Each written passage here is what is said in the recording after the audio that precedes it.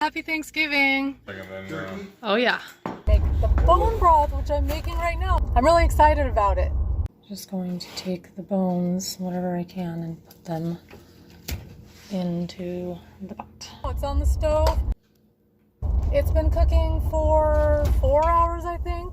It was definitely a process to try to get the bones ready to put into the pot. I basically just spent some time taking the pieces apart, eating some of the meat while I was at it, putting the meat that was edible and clean without any cartilage or anything into a bowl, and then the bones I just put straight into the pot. I think it took me like 10-15 minutes, and the whole bird is separated into meat and bones and cartilage and skin, and I put all the veggies in here that I had cooked the turkey with. Just handling it, I can see why it's good for your skin. My hands are, it's kind of greasy, but it's like a thick, different kind of grease. I don't know, it makes my nails already feel good. So this I'm going to use to make like a turkey salad. I don't know yet what I'm going to do with this. And this I'm going to just add some water and turn it on low and see what happens. And then I forgot what I had read about how to cook it, so I just put water in halfway and started boiling it for like 2 hours. It was like that. Okay, so it's been cooking for about an hour. The gelatinous parts have kind of melted down a little bit. 3 hours. But then in the meantime, I read that it should be liberally covered with water. You can add some apple cider vinegar.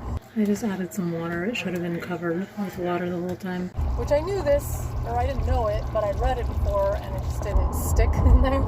So yeah, I ended up fixing those issues, and now it's gonna keep going. I don't know if I want to have it cooking for 10 hours. It looks good already, but the whole point of cooking it longer is to get all the nutrients out of the inside of the bones, like the marrow and all that. 6 hours.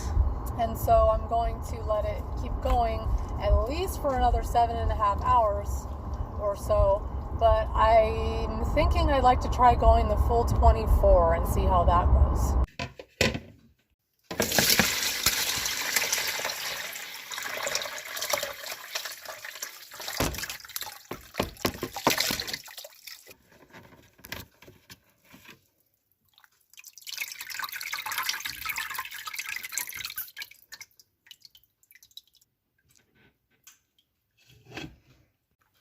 Oops.